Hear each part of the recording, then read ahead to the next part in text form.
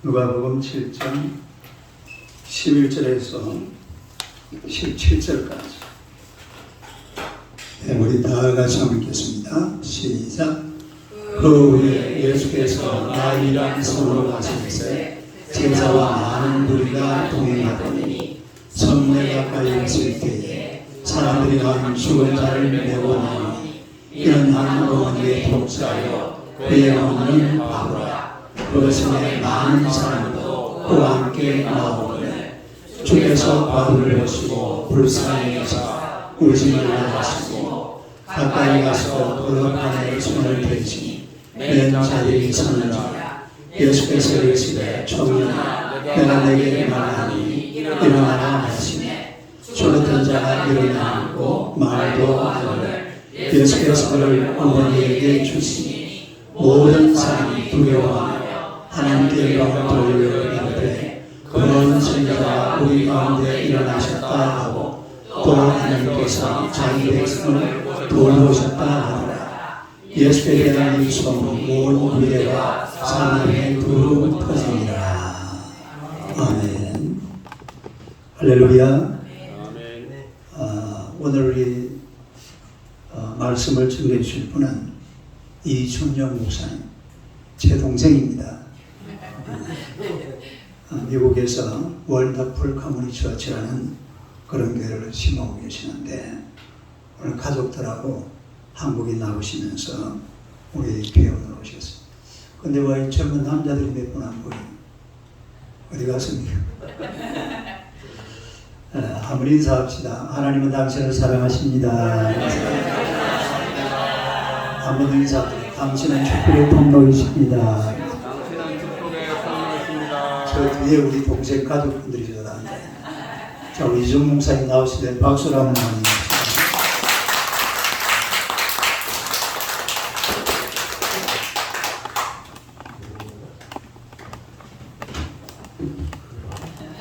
반갑습니다. 제가 7년 전에 여기 왔었는데 훨씬 풍성해지고 아주 영적 활기가 훨씬 넘치니까 너무 감사합니다. 저희 교회에서는 이렇게 가끔씩 인사하는데 한번 이야기해 보겠습니다. 아름다움이 저라면 당신은 사냥감입니다. 말해주세요.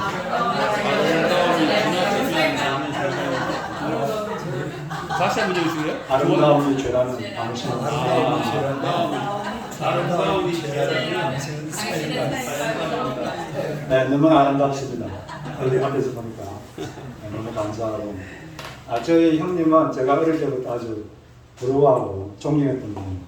저는 좀 성격이 수줍음이 많고 그래서 사람들한테 나서기를 별로 좋아하지 않는데 저희 형님은 항상 앞에서 기도를 하고 주변에 사람들이 많았습니다.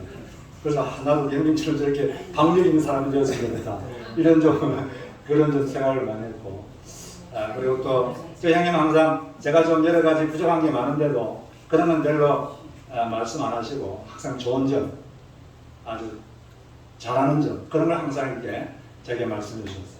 그래서 그게 평생 살면서 큰 힘이 되었고 힘들 때도 많은 용기가 됐습니다. 아주 좋은 목사님하고 신앙생활하고 있는 것은 참 축복인 줄로 아시고 항상 감사하십니다.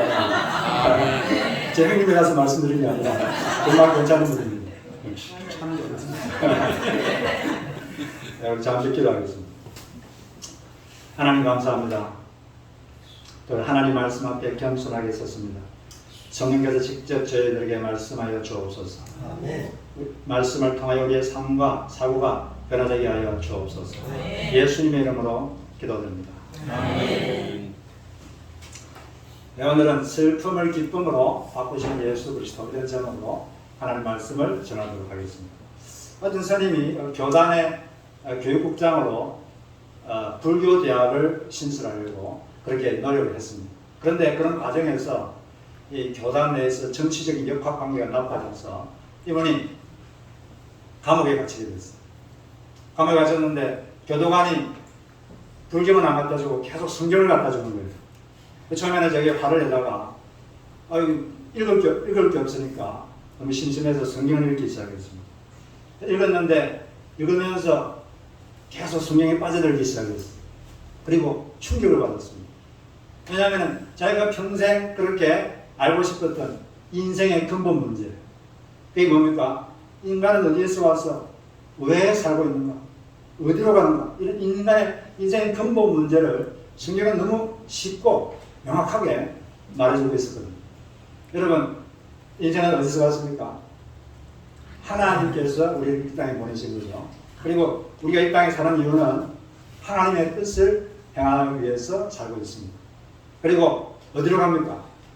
하나님 계신 곳으로 가서 거기서 평가를 받습니다. 그런데 우리가 이 땅에 살면서 하나님의 뜻을 행하지 못한 죄를 지었기 때문에 심판을 받게 되죠. 그런데 이제 그 심판을 면하기 위해서는 예수님을 믿으면 그 심판을 면하게 된다. 이런 이제 아주 인생 근본 문제를 아주 간단하게 명확하게 말해주니까 너무나 빠져들었어요. 그런데 특별히 이 충격적인 것은 오늘 이 말씀, 오늘 우리가 이 본문을 읽었는데 이 본문을 읽으면서 큰 충격에 빠졌어요. 왜냐하면 석가모니의 그 일생에 보면 비슷한 사건이 나오거든요. 어느 날 자기 외아들이 병들어서 다 죽게 된 그런 어떤 과부가 와가지고 석가모니에게 이 아들을 좀 살려주십시오. 그러니까 석가모니가 이렇게 말했습니다. 저 마을에 가서 한 번도 지금까지 사람이 죽어본 적이 없는 그 집에서 쌀을 한 줌 가져다가 밥을 해 먹으면 당신의 아들이 나을 것입니다. 그렇게 말하는 거예요. 그래서 그런 집이 있는가 가서 봤는데 그런 집이 있습니까? 없습니까? 없습니다. 그런 집은 없죠. 그래서 낙심해서 오니까 이렇게 말했습니다. 한번 태어나면 다 죽는 분이니 무엇을 슬퍼하시는가? 이런 식으로 말하는 거예요. 그러니까 이 석가모니는 그 인간의 한계를 그냥 수용하는 그런 차원에서 그냥 끝나버렸습니다. 그런데 똑같은 일이 생겼는데 예수님께서는 죽은 아들을 살려주시고 생명의 기쁨을 누리게 하시고 답을 주셨습니다. 그래서 석가모니는 그냥 인생의 문제만 제기했지만 예수님은 문제도 제기할 뿐 아니라 답을 주시는 분이시죠.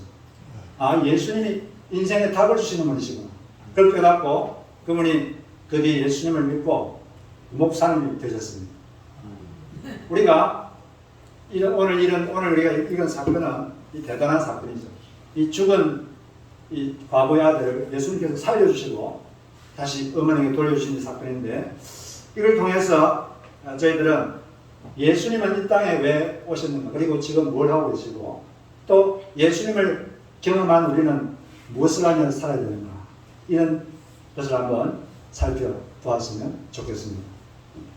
이 말씀에서 우리가 한 세 가지 원리를 배웠으면 좋겠는데, 먼저 오늘 예수님께서 이 과부의 아들을 살려주셨는데 이 사건이 우연히 일어난 사건인가, 아니면 예수님께서 어떤 계획을 하셔가지고 계획 가운데 일어난 사건인가, 그걸 한번 알아봐야 되겠습니다. 왜냐하면 우리가 그냥 말씀만 쭉 보면, 성경의 기록만 보면 겉보기에는 우연히 생긴 사건 같아요. 그냥 어느 날 말씀 보니까 그 뒤에 예수께서 난이라는 성읍으로 가시게 되었는데 제자들과 큰 무리가 그와 동행하였다.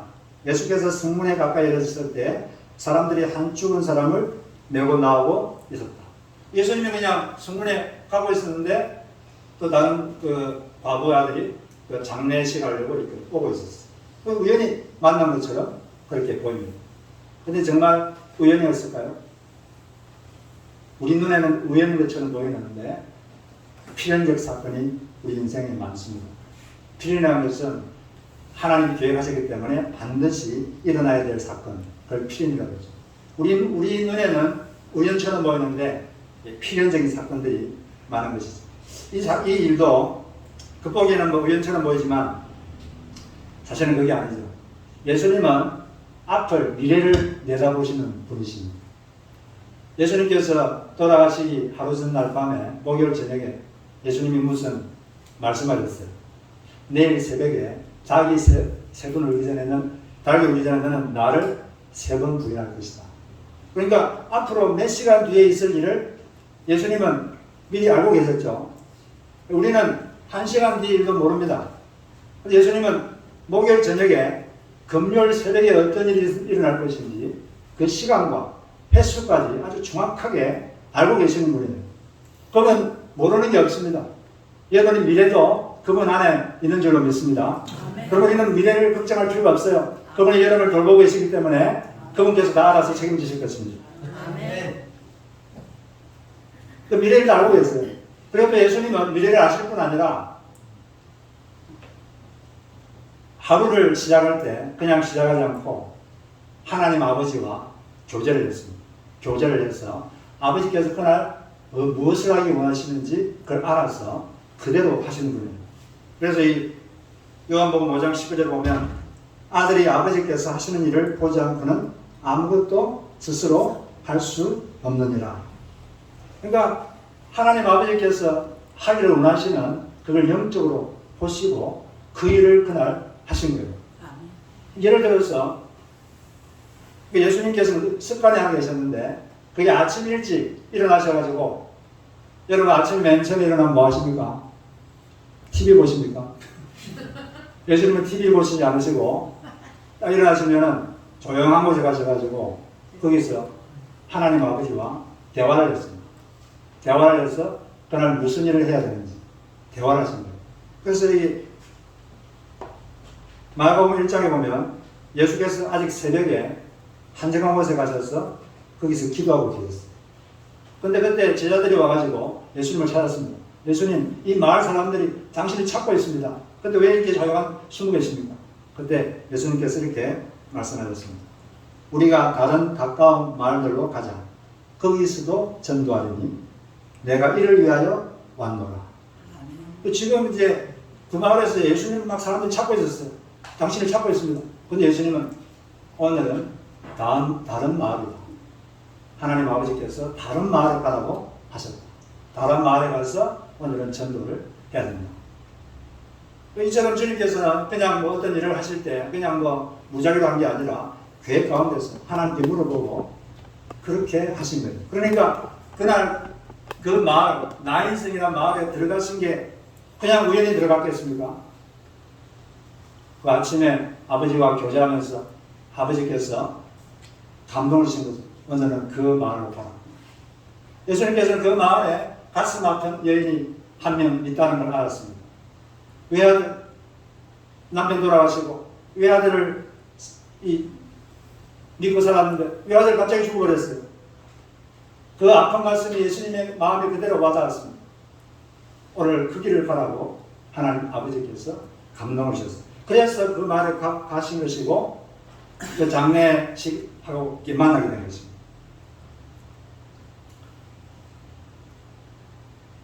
그래서 13절에 보면 주께서 그 과부를 보시고 불쌍히 여기사 울지 말라 하시고, 예, 여기 보면은 예수님께서 왜 그러면 그 여인을 이렇게 만나셨는가?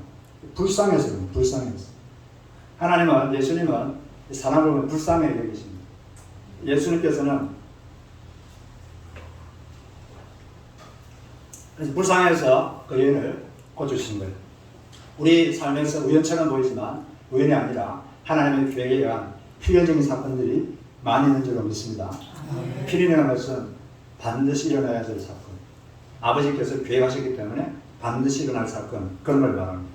그런 사건들이 성경에 보면 자주 가끔씩 나오는데 그 중에 한 예가 열왕기상 22장에 보면 북이스라엘 왕 중에서 가장 악한 왕이 있습니다. 그분이 누굽니까? 성경을 많이 배우네. 가장 악한 왕이에요. 하나님께서 이 악한 왕을 죽여야겠다. 이런 계획을 세우셨습니다. 그 22장 20절에 보면 여호와께서 말씀하시기를 누가 아합을 꿰어 그를 길과 라못에서 죽게 할까? 이 아합을 죽이기로 계획을 세우셨어요. 분명한 하나님의 계획이 있습니다. 근데 이 아합이 어떻게 죽었는가 그걸 보면 겉보기에는 우연하게 죽은 것 같아요. 하나님의 계획 없이. 어떻게 죽었냐면 이 아합이 이제 그 남유다 왕 여호사밧과 연합해서 아람 왕과 전쟁을 했습니다. 자기가 쳐들어간 거죠. 그런데 자기가 죽기 싫으니까 원래 그 전쟁하면 왕을 먼저 죽이려고 하잖아요.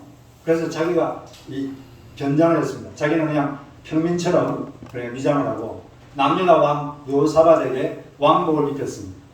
그러면 여호사밧 왕을 집중 공격하니까 죽겠죠. 여호사밧이 죽겠죠. 근데 그렇게 하려고 했는데 여호사밧은 죽지 않고 어떤 아람 군대, 아람이 지금 시리아죠. 아람 군대 중에 한 병사가 여기 보면 찬입사절 보니까 아람 군 중 한 사람이 무심코 활을 당겨 이스라엘의 왕의 갑옷 솔기를 마친지라. 그냥 아무 생각 없이 활을 당겼는데 그 화살이 그 아합의 그 갑옷과 갑옷을 잇는 그 사이 거기에 들어가 버렸어. 갑옷에 맞았으면 안 들어갈 수도 있는데 어떻게 그 이어난 여기 들어가 버린 거지. 겉보기에는 우연처럼 보이죠. 재수가 없어가지고 내가 그냥 맞았구나. 내가 조금 옆에 있을 걸. 괜히 이렇게 해가지고 맞았구나. 이거 우연하게 생각할 수 있어요. 여러분 이게 우연입니까? 우연이 아닙니다. 하나님께서 계획하셨어요. 여기서 말씀하신 누가 아합을 길랏 라못에서 죽게 하고 하나님의 계획에 의해서 있는 거예요. 또 이런 것만 있는 게 아니라 구약성경 루키스에 보면 나오미가 이스라엘에 가뭄이 들어가지고 모압에 갔습니다. 그래서 거기서 남편 돌아가시고 두 아들 돌아가시고 며느리 나오미하고 베들레헴에 돌아왔어요. 근데 두 여인이 먹고 살 일이 없습니다. 할 수 있는 것은 이삭 죽기를 통해서만 생활비를 벌 수 있어요. 그래서 어느 날 이삭 죽기를 해야겠다 하고 이제 나갔습니다.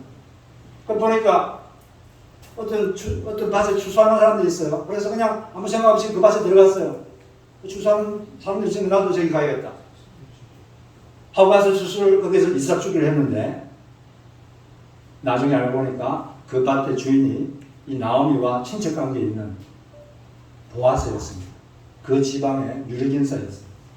그리고 나중에 그 보아스와 결혼하게 되고 거기서 증손자가 누굽니까? 증손자가 너무 성경을 잘 아시네. 우리 교육을 잘 모르고 수준이 다르네. 영어로 그 증손자가 다윗이죠. 그러니까 이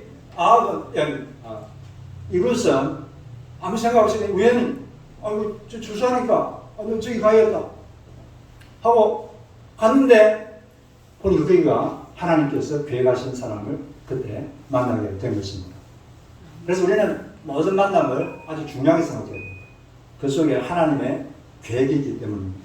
여러분들이 여기 주사랑교회에 오게 된 게 우연히 온 것 같습니까? 아닙니다. 우연이라고 생각하십니까? 아닙니다. 절대 아닙니다.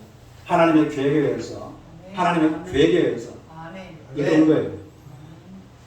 주님께서 여러분의 이 교회를 통해서 받을 축복이기 때문에 여기에 불러주신 것입니다.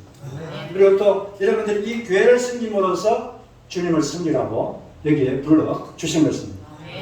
여러분 예수님 사랑하시죠? 그건 예수님 안 보이는데 어떻게 사랑합니까? 보이지도 않는데. 보이면 뭐 선물도 갖다 주고 이렇게 할 텐데 보이지도 않아요. 어떻게 사랑합니까? 그분을 보이지도 않는데. 안 보이는 그분은 보이는 그분의 몸인 교회를 사랑함으로써 예수님을 사랑하는 것입니다. 이 주사랑교회를 섬기는 것이 그게 예수님을 섬기는 거예요. 충성하셔서 하나님의 축복을 많이 받으시기를 바랍니다. 우리의 삶, 여러분들이 예수 믿게 된 것도 우연이 아니라 하나님의 계획 가운데 믿게 된 것입니다. 저의 삶에도 보면 우리 같은데 사실은 하나님의 역사가 하나님께서 계획하셔서 필연적으로 일어나는 사건들이 많이 있었다는 것을 제가 보게 됩니다. 저희 어머님은 40대 초반에 저희 아버님을 여의셨어요. 남편을 여의신 거죠. 제가 그때 초등학교 1학년, 2학년이었는데 그 위에 4분이 계시고 저희 형님도 그 중에 한 분이시죠. 근데 얼마나 힘들겠어요. 저희 어머님 그때 40대 초반이었는데 애들은 조그만 애들 5명 조금이 앉아있고 그게 돌아가셨어요. 물론 그것 때문에 저희 누님들이 희생을 많이 했지만 제 기억이 정확한지는 모르겠지만 제 기억에는 그때부터 아버님 돌아가시고 그때부터 저희 어머님이 교회를 다니셨습니다. 그때 교회 다니시면서 저희들을 다 데리고 가신 것 같아요. 저도 그때 처음으로 교회를 가게 됐습니다. 근데 갔는데 교회가 되게 재밌었어요. 그 교회에서 가르치는 게 믿어졌고 거기서 저는 예수님을 만났습니다. 그리고 저희 가족들도 다 그때 예수님을 만났고 지금 모든 가족들이 예수님을 잘 섬기고 있다고 생각합니다. 그러면 이렇게 된 게 우연입니까? 주님께서 다 교회 가셔서 저를 그 교회 가게 하셨고 거기서 예수님께서 저를 만나기 위해서 그때 불러주신 지가 있습니다. 그리고 또 제가 중학교 1학년 때 그때 저희 교회 전도사님께서 하루에 한 번씩 꼭 교회를 가라. 기도를 해라. 안 하면은 주일날 빠따를 때렸어요. 그분이 누군지 아십니까? 목사님. 여기 알려계십니다. 근데 그때 저희들이 우리 목사님, 우리 형님은 너무 좋아했고 되게 잘 따랐기 때문에 그런 게 가능했죠. 저도 안 맞으려고, 저도 맞기 싫으니까 안 맞으려고 이제 하굣길 근처에 있는 그 교회를 가가지고 저도 기도를 했어요. 맞으면 안 되니까. 그래서 나도 이제 혼자 가서 큰 교회당에 가서 기도를 했습니다. 근데 그때 하나님이 저를 만나주셨어요. 그때 기도하고 혼자 찬송 부르는데 눈물이 비 오듯이 그리고 제 죄가 깨달아지고 회개하고 근데 그게 아주 오랜 기간 동안 그렇게 됐어요. 그래서 저는 매일 하굣길에 늘 그 교회에 가가지고 혼자서 큰 교회당에 혼자 무릎 꿇고 거기 기도 드리고 찬송 드렸습니다. 그때 얼마나 눈물이 많이 나는지 여러분 기도할 때 눈물 나는 게 그게 그냥 납니까? 왜 눈물 나죠? 하나님이 임재하시니까 나는 거예요. 그때 하나님께서 저에게 임하셨고 그때 저는 하나님을 뜨겁게 만났습니다. 그럼 저희 형님이 거의 반강제로 저를 무릎 꿇게 하셨는데 그래가지고 그때 하나님 저를 만났 이게 우연입니까 이게? 하나님께서 다 교회 가운데서 그렇게 하신 것입니다. 여러분 삶에도 우연처럼 보이지만 주님의 개입에 의해서 된 일들이 많습니다. 그래서 우리는 다음과 같은 질문을 해봐야 돼요. 오늘 주님께서 내 삶에 개입하셔서 생긴 일이 무엇인가? 오늘 내 삶에 주님께서 개입하셔서 생긴 일이 무엇인가? 이 질문을 해야 됩니다. 그리고 우리 삶에서 우연처럼 보이는 그 사건 속에 있는 하나님의 메시지를 여러분 캐치할 줄 알아야 돼요. 그리고 특별히 한 2번 정도 반복되면 뭔가 있는 것입니다. 그때는 심각하게 기도하고 그 속에 있는 하나님의 메시지가 무엇인가? 그걸 기도해서 하나님의 음성을 들어야 되는 것입니다. 그럴 때 여러분들은 하나님의 인도를 받게 되는 것이죠. 그래서 여기서 우리는 이 사건을 통해서 첫 번째 알 수 있는 원리는 우연처럼 보이는 사건이 사실은 하나님의 교회에 의한 필연적 사건인 경우가 많다는 것입니다. 그걸 꼭 여러분 마음속에 두시기를 바랍니다. 그 두 번째 여기서 우리가 발견할 수 있는 원리는 예수 그리스도께서는 인간의 슬픔을 기쁨으로 바꾸시기 위해서 오셨다는 것입니다. 그리고 지금도 그 일을 하고 계십니다. 예수님께서 그 가슴 아픈 여인을 만났을 때 첫 번째 한 말이 뭡니까? 여자여, 울지 마라. 그 말에 어떤 게 느껴지죠, 여러분? 그 여인의 슬픔을 공감하는 예수님의 마음이 느껴지지 않습니까? 그 가슴 아픈 그 여인의 마음을 예수님 공감하는 거예요. 공감하실 뿐 아니라 그 슬픔을 기쁨으로 바꾸어주고 싶은 예수님의 열망, 그게 그 짧은 말, 여자여, 울지 마. 그 말 속에 들어있는 것입니다. 예수님께서는 그냥 이 땅에 오신 게 아니라 다 아시듯이 계속 예언되어 있다가 오신 겁니다. 그 예언 중에 하나가 기원전 700년 그때 이사야 선지자가 앞으로 오실 메시아 이분이 무슨 일을 하실 것인지 다음과 같이 예언을 하셨습니다. 61장 3절에 보면 그 메시아는 슬픔 대신에 기쁨의 기름을 발라주시며 괴로운 마음 대신에 찬송이 마음에 가득 차게 하실 것이다. 이렇게 말했습니다. 이 슬픔을 기쁨으로 바꿔주시고 괴로운 마음을 찬송이 가득한 마음으로 바꿔주신다. 할렐루야. 이러기 위해서 그분이 메시아가 오실 것이라고 예언되어 있습니다. 예수님께서 그 여인을 만나서 그 여인의 슬픔을 기쁨으로 바꾸신 이유가 뭘까요? 바로 그 메시아의 사명을 알고 계시기 때문에 그 사명을 감당하기 위해서 그렇게 하신 것입니다. 그러면은 먼저 이 여인을 공감한 것처럼 우리의 마음도 우리의 마음에 슬픔이 있을 때 우리를 공감해 주십니다. 여러분들이 그 공감해 주시고 그 공감만 하시는 게 아니라 그 다음에 해결해 주시죠. 공감과 해결 이 두 가지를 동시에 하시는 분이 예수님입니다. 여러분들도 마음이 괴롭고 슬프고 또 화도 나고 그럴 때는 다른 데 가지 말고 예수님께 나가서 여러분 감정을 그대로 말씀드리십시오. 예수님은 공감 능력이 아주 크시기 때문에 여러분 임재하셔서 이런 마음을 만져줄 줄 믿습니다. 기도하면 뭐 어렵게 하는 게 아니라 슬프면 주님 제가 슬픕니다. 화나면 주님 제가 화납니다. 그냥 감정을 그대로 말하는 거예요. 그럼 주님께서 공감해 주시고 여러분 마음을 이렇게 만져 주시는 것입니다. 이렇게 우리를 공감하시는 그 주님은 우리에게도 너희들도 공감 능력을 키워라. 그런 말씀하셨어요. 예수님께서는 항상 우리에게 뭘 하라 그럴 때는 자신이 먼저 그걸 하시고 나서 그 다음에 우리 보고 하라고 하십니다. 오늘 우리가 교동문 할 때 읽었는데 예수님께서 이렇게 말했죠. 너희는 너희 마음과 목숨과 뜻을 다하여 하나님을 사랑하라. 그렇게 말씀하셨는데 이렇게 말씀하기 전에 사실은 하나님 예수님께서 먼저 그 일을 하셨어요. 먼저 그분이 하나님께서 그분의 마음과 하나님의 목숨과 예수님의 뜻을 다해서 우리를 먼저 사랑하셨습니다. 그게 십자가를 보면 알 수 있지 않습니까? 그걸 먼저 하신 다음에 내가 이렇게 해서 너도 나를 좀 이렇게 마음과 목숨과 뜻을 다해 좀 사랑해. 그렇게 하는 거예요. 이렇게 공감하신 주님 우리에게도 너도 좀 공감 능력을 키워라. 이렇게 말씀하시는 것입니다. 여러분 다른 사람의 감정을 잘 공감하시기 바랍니다. 자식이 와가지고 엄마 나 슬퍼요 그러지. 그게 뭐가 슬퍼? 내가 험한 일을 아직 안 당해봤구나. 그건 공감이 아니고 비난이죠. 그런 식으로 하면 다시는 자식들이 말을 안 합니다. 그럴 때는 너가 슬프구나. 너가 슬프구나. 그리고 당신이 슬프군요. 이 상대방의 감정을 한번 은호화시켜주면, 한번 말해주면, 여러분 남들이지 않습니까? 상대방이 자기 마음을 알아주기만 해도 마음이 확 풀리잖아요. 그죠? 자기의 감정을 은호화시켜주면 이 마음이 풀리는 거예요. 그래서 우리는 그렇구나, 그렇구나, 그렇군요, 그렇군요, 구나, 군요.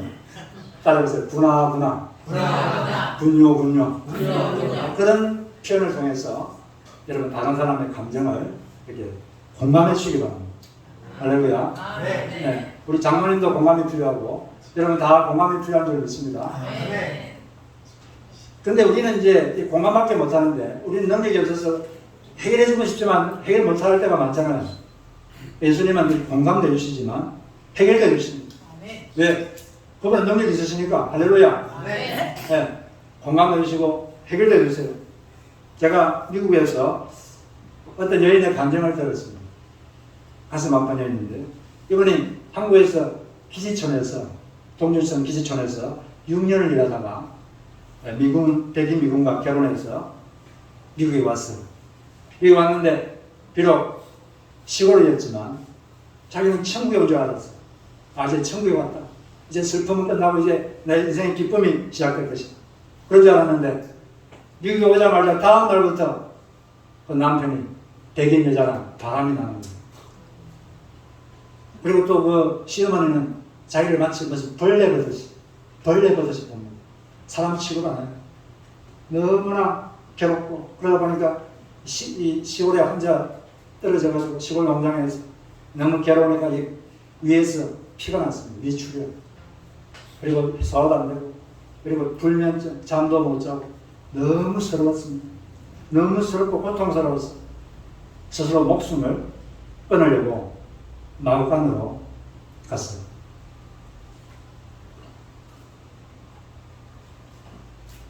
마구간에 가서 목에 밧줄을 메고 매려고 했는데 그냥 나동갈아졌습니다. 실패합니다. 나동갈아지면서 엄마를 불렀어요. 엄마를 부르면서 한없이 울었습니다. 바로 그때 시골에서 어린 시절 엄마 손잡고 교회 갔던 것이 갑자기 떠올랐습니다. 그러면서 이런 기도가 자기도 모르게 입에서 나왔습니다. 예수님, 저는 죄 많은 여인입니다. 저는 죄 많은 여자입니다. 이 죄 많은 여자를 불쌍히 여겨 주시옵소서. 하나님 한없이 울었습니다. 불쌍히 여달라고 울었어요. 근데 그때 갑자기 천정에서 한 줄기 강한 빛이 확 자기 가슴 속에 비쳤습니다. 전혀 지금 햇빛이 안 들어오는 그런 지붕이 있는데 갑자기 햇빛이 들어오는 거예요. 그 자기가 이렇게 움직이면 빛이 따라오는 거예요. 이쪽으로 움직이면 빛이 이쪽으로 오고 자기를 따라서 그 빛이 강한 빛이 저 따라오는 거예요. 그러면서 마음속에 이런 내면의 강한 음성이 들렸습니다. 딸아, 다 너를 버릴지라도 나는 항상 너와 함께 있느니라. 그 말을 듣는데 마음의 기쁨이 갑자기 기쁨이 이렇게 평안이 몰려들었습니다. 그때부터 그전에는 뭐 서러워서 살았는데 그때부터는 이분이 찬송하면서 기뻐하면서 살 수가 있었습니다. 하나님께서 임하시는 거죠. 서서히 불면증도 사라지고 위출혈도 없어지고 몸도 이렇게 낫기 시작했어요. 그리고 이제 지금까지는 바람 피우는 남편을 미워하기만 했습니다. 그때부터는 남편을 위해서 기도하기 시작했어요. 기도하기 시작했습니다. 그렇게 하니까 그 시어머니도 이 며느리를 인정해주고 사랑해주고 오히려 그 남편을 책망하는 거예요. 그러지 마라. 어느 정도 과정을 지나서 그 남편도 다시 가정으로 돌아왔습니다. 그리고 예수를 믿고 행복한 가정을 이루게 된 것입니다. 아멘. 왜 이렇게 이 여인의 아픔을 예수님께서 아셨기 때문에 그 여인을 찾아오셨고 그 여인의 마음을 공감해 주시고 그것을 해결해 주신 것입니다. 아멘. 왜 그러셨습니까? 그분의 사명이, 그분이 이 땅에 오신 목적이 슬픔을 기쁨으로 바꾸기 위해서 괴로운 마음을 그 마음에 찬양이 가득한 마음으로 바꾸는 것, 이것이 그분의 사명이기 때문에 그런 것입니다. 지금도 예수님은 그 일을 하고 계시는 것입니다. 그래서 우리는 마음에 괴로움이 있고 그럴 때 다른 데 갈 게 아니라 어디로 가야 되겠습니까? 예수님 교회로 와야 돼요. 주사는교회. 여기 앉아가지고 물론 기도를 집에서 하도 할 수 있지만 솔직히 우리끼리만 해서 그렇지 여러분 집에서 하면 기도가 잘 안 되잖아요. 안 그렇습니까? 교회 와야 기도가 돼요. 여기 공간에 기도가 쌓여있기 때문에 딱 앉기만 해도 기도가 잘 되는 겁니다. 여러분 여기 오셔서 기도하시기 바라요. 그러면은 주님께서 임하셔서 여러분 마음을 먼저 공감을 해주시고 문제도 서서히 풀어줄 줄로 믿습니다. 저도 이렇게 주님께서 늘 함께 하신다는 걸 알기 때문에 여러분 저도 마음이 괴로울 때가 있겠습니까? 없겠습니까? 저는 없을 것 같죠? 저는 있습니다. 그럴 때 저는 찬송가를 불러요. 찬송가 191장 3절 나와 동행하시고 모든 염려하시니 나는 숲의 새와 같이 기쁘다. 내가 기쁜 마음으로 주의 뜻을 행하니 주의 영이 함께하니라. 성령이 계시네 할렐루야 함께하시네. 좋은 길을 걸으며 밤낮 기도하고 주의 영이 함께하니라. 여기 찬송가를 한 3번 딱 부르면 어쩔 때는 한 번만 불러도 마음이 그래 주님이 나와 동행하시고 나의 모든 염려를 알고 계시니까 나는 숲의 새처럼 기쁘다 그런 마음이 드는데 한 번에 안 될 때가 있어요. 그러면 2번 부릅니다. 2번 해도 안 돼요. 3번 불러요. 그럼 3번 정도 부르면 대부분 다 마음이 이렇게 풀리고 주님께서 마음에 쫙 임하는 걸 느낍니다. 3번 해도 안 되면 어떻게 해야 될까요? 4번 불러요. 풀릴 때까지. 4번 해도 안 되면 5번. 너무 똑똑하시네. 저희 형님 너무 교육을 잘 시키셔가지고. 네. 우리 예수님은 지금도 여기 우리와 함께 계시는 줄로 믿습니다. 예수님과 함께 동행. 예수님이 이처럼 우리의 슬픔을 기쁨으로 바꿔주기 위해서 오셨고 지금도 그 일을 하고 있습니다. 그런데 인간의 가장 큰 슬픔이 무슨 슬픔입니까? 지옥의 슬픔. 네, 지옥의 슬픔. 한 번 죽는 것은 사람에게 정하신 것이요. 그 후에는 심판이 있을 것입니다. 네, 이 땅에 죄 문제를 해결하지 않으면 지옥 갑니다. 그러면 영원토록 슬픈 거예요. 주님은 그 슬픔을 자신은 없애기 위해서 이 땅에 오신 것입니다. 우리가 여러분들이 나중에 다 돌아가실 텐데 돌아가기 얼마 전 또는 한 5분 전, 10분 전 되면 갑자기 여러분 영안이 확 열립니다. 여러분 영적 세계를 보게 됩니다. 예수 믿는 사람은 자기를 데려온 천사를 봅니다. 이건 공통적인 현상이에요. 그리고 예수 안 믿는 사람은 어떤 걸 볼까요? 예, 시커먼 존재를 보게 돼요. 시커먼 존재. 그 지옥에서 온 사람, 제 데려를 보고. 그래서 예수 믿는 사람들은 죽기 전에 되게 갑자기 얼굴이 환해집니다. 돌아가실 때. 왜 그럴까요? 천사를 보는 거예요. 이건 여러분들이 다 경험하게 될 것입니다. 그래서 여러분 중에 아직 예수님을 확실히 안 믿으면 확실히 믿으시기 바랍니다. 그 믿는 분들은 이걸 감사하시고, 남한테 안전하면 안 되잖아요. 열심히 전하시기 바랍니다. 수요일마다 전도하는데 나오셔서 열심히 전도하시기 바라요. 네, 이처럼 주님은 우리의 슬픔을 기쁨으로 지금도 바꿔주고 계십니다. 그럼 이처럼 이런 경험을 한 우리는 어떻게 살아야 되겠습니까? 예수님을 통해서 이 슬픔이 기쁨으로 바뀐 경험을 한 우리는 이제 어떻게 해야 될까요? 예수 잘 믿고 네. 아주 정답만 말씀. 말씀만 따르고 우리가 이 다른 여러 가지 방법이 있지만 우리 예수님을 이런 경험한 사람은 채무자의식을 가지고 상처된 치유자로 사는 것입니다. 다른 사람을 치유하며 사는 거예요. 자기와 비슷한 슬픔을 가진 사람, 그 사람을 치유하는 치유자로 사는 것입니다. 이렇게 예수님 때문에 그 큰 슬픔, 외아들 이런 그 슬픔이 기쁨으로 바뀐 이 여인이 그 이후로 어떻게 살면 가장 아름답게 사는 것이 되겠습니까? 먼저는 그 예수님을 간증하고 전하는 거예요. 그 주변에 이걸 본 사람들이 이렇게 말했죠. 큰 선지자가 나타나셨다. 하나님 우리를 돌보셨다. 이렇게 외친 것처럼 제가 이런 경험을 했습니다. 예수님은 놀랍습니다. 이렇게 우리가 간증하고 전하는 것. 금방 제가 말씀드린 것처럼 그걸 하는 거예요. 그것도 아주 아름답지만 더 아름다운 일은 자기가 치유자로 사는 것입니다. 비슷한 슬픔을 가진 사람을 치유하는 사람으로 사는 것입니다. 하나님께서 이사야 40장 1절에서 내 백성을 위로하라 이렇게 말씀했어요. 하나님 우리가 마음에 아픔이 많고 근심이 많고 짐이 많다는 걸 너무 잘 알고 있습니다. 그걸 위로해 주기를 원하시는 거죠. 그런데 하나님은 직접 이렇게 하기도 하시지만 더 많은 경우는 사람을 통해서 하십니다. 옆에 있는 다른 사람을 통해서 그 일을 하십니다. 바로 여기 앉아 계신 여러분들을 통해서 옆에 있는 사람을 위로하기를 원하시는 거예요. 네. 왜냐하면 비슷한 경험을 해본 사람이 나는 그 비슷한 경험을 한 사람을 가장 잘 위로할 수 있기 때문입니다. 어떤 교통사고로 아들을 잃은 분이 계셨는데 다른 사람 아무리 말해도 조금도 위로가 안 돼요. 그런데 어떤 분이 다 와가지고 한마디 했는데 너무 큰 위로를 받았어요. 그분이 어떤 분이 나와서 손을 잡더니 저도 작년에 병으로 제 아들을 잃었습니다. 제가 당신 마음 너무 잘 압니다. 그 한마디 했는데 그냥 너무 위로가 되고 그랬던 거죠. 이처럼 주님께서는 우리를 통해서 바로 그 일을 하기를 원하시는 거예요. 고린도서 1장 4절에 보면 하나님은 우리가 여러 가지 환난을 당할 때 위로해 주셔서 우리가 하나님께 받은 위로로서 여러 환난을 당한 사람들을 위로할 수 있게 하셨습니다. 네.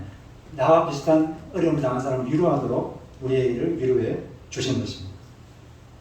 그게 바로 진정한 크리스찬으로 사는 거예요. 네. 진정한 크리스찬으로 사는 게 뭐냐? 여러 가지 답할 수 있어요. 일상생활에서 그리스도인답게 사는 것.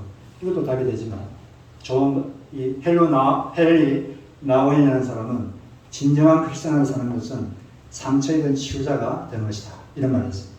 상처 입은 치유자가 되려면 자기가 먼저 예수님을 통해서 자기 상처가 치유받는 경험을 해야 되는 것입니다. 그럴 때 다른 사람을 치유할 수가 있는 것이죠. 이 상처라는 것은 아픔이라는 것은 이걸 잘 견디면 이게 고통이 아니라 유익이 됩니다. 근데 그냥 잘못 대하면 고통만 될 뿐이죠. 잘 대하면 이게 유익이 되는 거죠. 이걸 통해서 자기가 더 성숙해지고 또 다른 사람도 위로할 수 있는 그런 사람이 되는 것입니다. 여러분 진조가 어떻게 생기는지 아십니까? 다 똑똑하시니까 다 아시겠죠. 이물질이 조개 속으로 들어오면 너무 아파가지고 이걸 둘러싸기 위해서 이 조개가 어떤 물질을 냅니다. 그래서 그걸 감싸죠. 오래 지나면 이게 굳어져가지고 진주가 되는 거예요. 우리가 여러분이 갖고 있는 아픔, 이것이 다 진주처럼 되기를 바랍니다. 근데 뭐 치유자가 된다고 해서 뭐 방송에 나와가지고 그런 사람 되라는 게 아니라, 막 유명한 치유자가 되라는 게 아니라, 바로 옆에 앉아 계신 그 한 사람, 그 한 사람을 치유하라는 것입니다. 바로 옆에 누가 앉아 계신지 보십시오. 옆에 누가 앉아 계신지. 바로 그 사람. 그 한 사람. 저희 형님도 아픔이 있겠습니까? 그렇습니까? 네. 저도 안 그런 것 같은데. 저희 형님도 위로가 필요합니다. 할렐루야. 우리 우경인 사모님은 항상 성경 충만하시지만 그래도 이게 위로가 필요하겠습니까? 안 필요하겠습니까? 네, 할렐루야. 여러분 옆에 있는 그 사람을 위로하기 위해서 우리가 여기에 있는 줄로 믿습니다. 여러분 구역이나 목장 그게 있는 한 사람, 그 사람의 아픔, 그 사람의 짐을 가지고 같이 아파하고 같이 기도하고 바로 그러도록 하기 위해서 우리 이 땅에 지금 아직도 살게 하고 있는 것입니다. 그런 치유자로 사시기를 바랍니다. 근데 딱 한 가지만 우리가 치유자로 살 때 꼭 주의할 게 있습니다. 그게 뭐냐면은 채권자 의식이 아니라 채무자 의식으로 살아야 된다는 것입니다. 채권자 의식은 늘 남에게 뭔가를 요구해요. 이것 해주세요. 저것 해주세요. 뭐 남에게 뭘 맡겨놓은 것처럼, 자기가 뭐 받을 게 있는 것처럼 늘 그냥 해달라는 것밖에 없어요. 안 해주면 화를 내고, 또 두 번 해주다가 세 번째 안 해주면 또 화내고, 충분히 안 해주면 화내고. 그런 사람이 옆에 있으면 인생이 즐거울까요? 괴로울까요? 피곤하죠. 네, 아주 괴롭죠.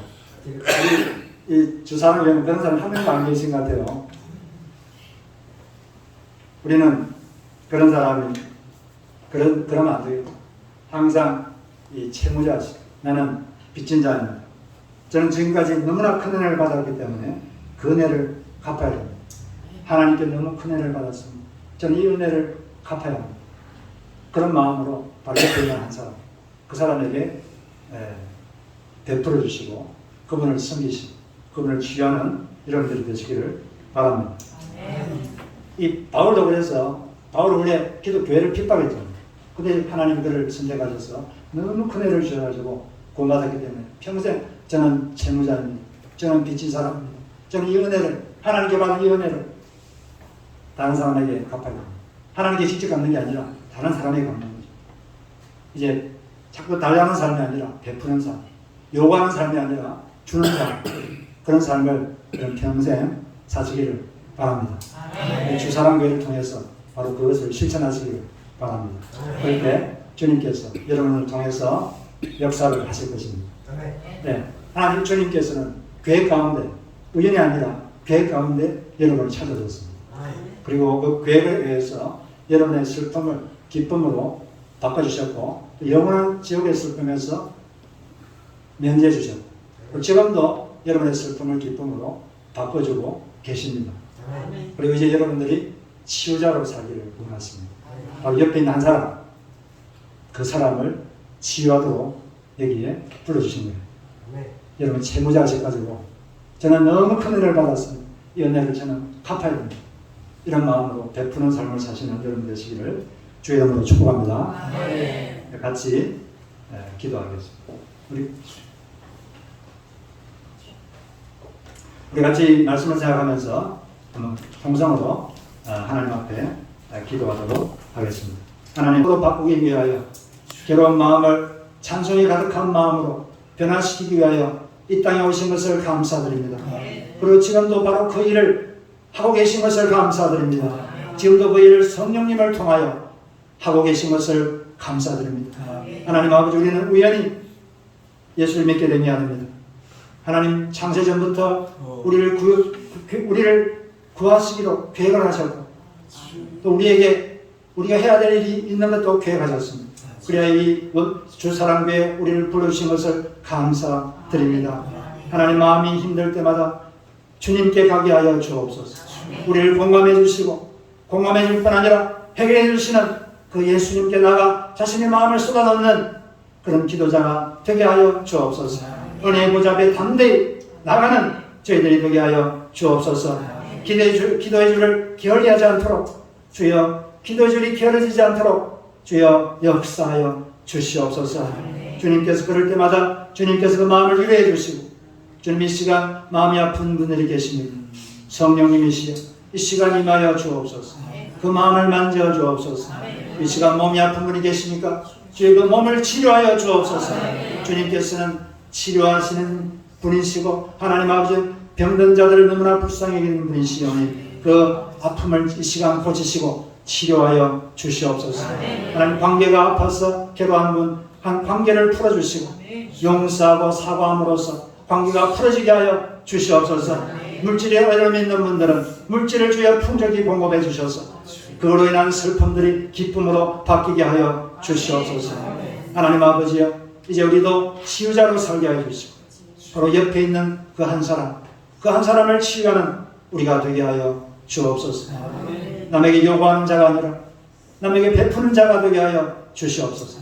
달라는 자가 아니라 주는 자가 되게 하여 주시옵소서. 교회에서 요구하는 자가 아니라 교회를 위하여 주는 자가 되게 하여 주시옵소서. 주님께서 능력으로 우리 가운데 함께 하시고 우리의 기도를 들으시는 주님을 찬양합니다. 주님께서 이명화 목사님과 구경의 사모님 주님께서 이곳에 불러주셨습니다. 하나님 아버지 우리 두 분을 통하여 놀라운 일을 행하실 주님을 찬양합니다. 주님께서 두 분을 통하여 수많은 영혼들이 구원받게 해주시고 그들의 인생이 살아나게 해주시고 지금까지 해오셨지만 더욱더 풍성히 그 일을 하시고 큰 영광 받아 주시옵소서. 예수님의 이름으로 기도드립니다. 아멘.